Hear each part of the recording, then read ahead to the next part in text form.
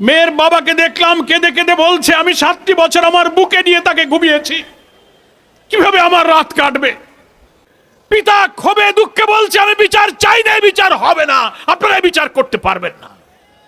তারপরেও আমাদের স্বরাষ্ট্রমন্ত্রী, অনেকে স্বরাষ্ট্রমন্ত্রী বলেন না, উনাকে বলেন সর্বমন্ত্রী।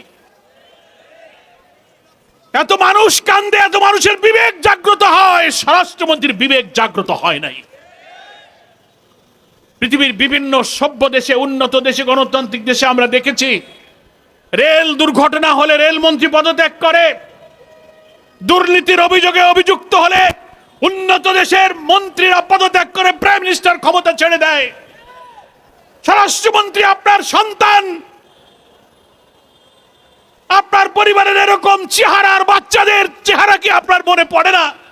সকাল থেকে এই পর্যন্ত যা দেখলেন, আপনার বিবেক কি কাঁদেনি? আপনি কি মায়ের কাছে, বাপের কাছে গিয়ে ক্ষমা চাইতে পারেন না? আমরা বিকাল পর্যন্ত যতটুকু জানি, এখনো আপনারা জাননি। আপনারা একটা ঘটনা ঘটলে শুধু অন্যের উপরে চাপিয়ে দেন। কুপিয়ে কুপিয়ে দেহ কেউ করা হয়েছে, ওইটুক শিশুর মাথা করে তাকে বাথরুমের মধ্যে ফেলা হয়েছে।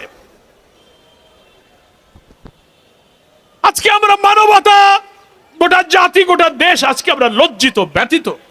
আমরা শিশু রামিসার মা বাপ, এই দেশের সমস্ত মায়ের কাছে আমরা ক্ষমা প্রার্থী। মানবতা আপনাদের কাছে আমরা আজকে লজ্জিত।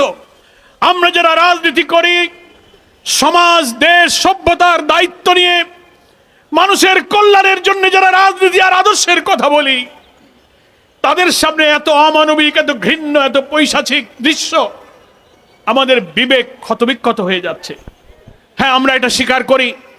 সরকার হয়তো বলবেন, প্রশাসনের দায়িত্ব পালনে যারা আছেন তারাও হয়তো বলবেন, সমাজ তো অপরাধ থেকে কখনো মুক্ত হয় না, সব সমাজেই কিছু অপরাধ প্রবণতা থাকে। কিন্তু আমরা বলতে চাই, মানব সমাজ 100% অপরাধ মুক্ত হয় না, কথা ঠিক। অপরাধ প্রবণ মানুষের মধ্যে অপরাধী মানসিকতা থাকে। তাই বলে সেই অপরাধ, এত নিষ্ঠুরতা, এত বর্বরতা, এত নৃশংসতা, দিনের বেলা কলিজার টুকরা মেয়ের গলায় ছুরি আলাদা করতে পারে, এই নৃশংসতা আইয়ামে জাহিলিয়াতের বর্বরতাকে হার মানিয়ে দিয়েছে। আমরা পরিষ্কার সরকার এবং দেশবাসীকে বলি, জামাত ইসলামী কোনো মবের রাজনীতি করে না। মিরপুরে আপনারা আপনাদের উস্কিয়ে দেয়া, দেশকে অস্থিতিশীল করে বিরোধী আন্দোলনকে সাবোটাজ করার জন্য আপনারা মাজার ভেঙে হামলা করে আপনারা সেটা ইসলামপন্থীদের উপরে চাপিয়ে দেওয়ার চেষ্টা করেছেন। সব কিছুতেই আপনারা বিরোধী দলকে আবিষ্কার করার চেষ্টা করেন। ঘৃণ্য, জঘন্য, পাশবিক অত্যাচার শেষে লোমহর্ষক হত্যাকাণ্ড, আইন শৃঙ্খলা পরিস্থিতির চরম অবনতি, হামের প্রবল প্রাদুর্ভাবে শত শত শিশুর নির্মম মৃত্যুর দৃশ্য দেশে ঘটছে। সরকারের সেক্ষেত্রে চরম ব্যর্থতা। সংগ্রামী জামাত ইসলামীর কেন্দ্রীয় এবং মহানগরী নেতৃবৃন্দ, সাংবাদিক বন্ধুগণ, আমার প্রিয় সংগ্রামী দেশবাসী ভাই ও বোনেরা, আজকের যে বিষয়ে জামাত ইসলামীর পক্ষ থেকে প্রতিবাদের ক্ষোভ, দুঃখ, বেদনা, দ্রোহ নিয়ে আপনাদের সামনে আমরা হাজির হয়েছি। শুধু রাজধানী ঢাকা নয়, যারা গণমাধ্যমের সোনার টুকরা, ফুটফুটে চেহারার রামিসার দৃশ্য, এই খুনের কাহিনী যারা পড়েছে, মহানগরী উত্তরের আমি তার বাড়িতে গিয়েছেন, আমাদের অনেক নেতারা গিয়েছেন। তাদের যে আবেগ, তাদের যে কষ্ট, তাদের যে বেদনা, তাদের মধ্যে যে অপরাধ বোধ এবং ব্যর্থতার বোধ, যে গ্লানি নিয়ে আমরা আপনাদের সামনে দাঁড়িয়েছি,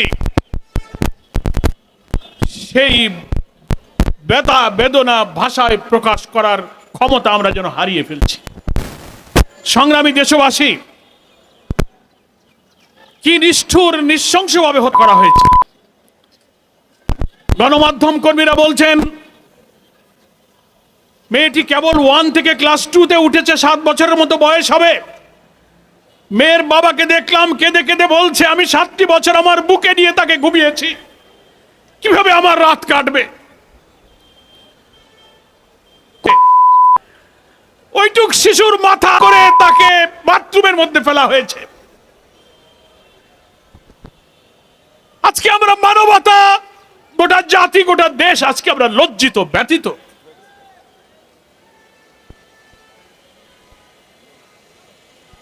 আমরা শিশুর আমিসার মা বাপ, এই দেশের সমস্ত মায়ের কাছে আমরা ক্ষমা প্রার্থী। মানবতা, আপনাদের কাছে আমরা আজকে লজ্জিত।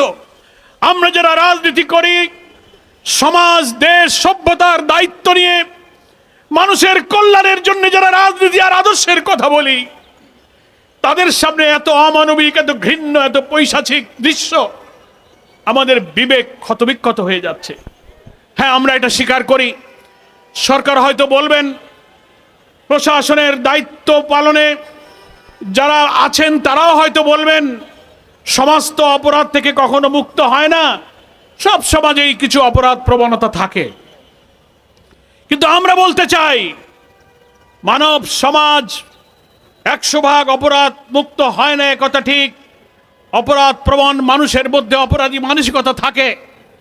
তাই বলে সেই অপরাধ এত নিষ্ঠুরতা, এত বর্বরতা, এত নৃশংসতা, দিনের বেলা কলিজার টুকরা মেয়ের গলায় পারে, এই নৃশংসতাই আমি জাহিলিয়াতের বর্বরতাকে হার মানিয়ে দিয়েছে। দেশের মানুষ কাঁদছে, মায়েরা কাঁদছে, পিতা ক্ষোভে দুঃখে বলছে, আমি বিচার চাই না, বিচার হবে না, আপনারা বিচার করতে পারবেন না। তারপরেও আমাদের স্বরাষ্ট্রমন্ত্রী, অনেকে স্বরাষ্ট্রমন্ত্রী বলেন না, উনাকে বলেন সর্বমন্ত্রী। এত মানুষ কান্দে, এত মানুষের বিবেক জাগ্রত হয়, স্বরাষ্ট্রমন্ত্রীর বিবেক জাগ্রত হয় নাই। পৃথিবীর বিভিন্ন সভ্য দেশে, উন্নত দেশে, গণতান্ত্রিক দেশে আমরা দেখেছি, রেল দুর্ঘটনা হলে রেলমন্ত্রী পদত্যাগ করে, দুর্নীতির অভিযোগে অভিযুক্ত হলে উন্নত দেশের মন্ত্রীরা পদত্যাগ করে, প্রাইম মিনিস্টার ক্ষমতা ছেড়ে দেয়। স্বরাষ্ট্রমন্ত্রী আপনার সন্তান,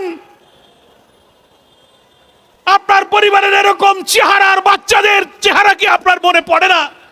সকাল থেকে এই পর্যন্ত যা দেখলেন, আপনার বিবেক কি কাঁদেনি? আপনি কি মায়ের কাছে, বাপের কাছে গিয়ে ক্ষমা চাইতে পারেন না? আমরা বিকাল পর্যন্ত যতটুকু জানি, এখনো আপনারা জাননি। আপনারা একটা ঘটনা ঘটলে শুধু অন্যের উপরে চাপিয়ে দেন। জামাত ইসলামী সহ বিরোধী দলের উপরে বলেন তারা মব সৃষ্টি করে। আমরা পরিষ্কার সরকার এবং দেশবাসীকে বলি, জামাত ইসলামী কোনো মবের রাজনীতি করে না। মিরপুরে আপনারা আপনাদের উস্কিয়ে দেয়া, দেশকে অস্থিতিশীল করে বিরোধী আন্দোলনকে সাবোটাজ করার জন্য আপনারা মাজার ভেঙে হামলা করে আপনারা সেটা ইসলামপন্থীদের উপরে চাপিয়ে দেওয়ার চেষ্টা করেছেন।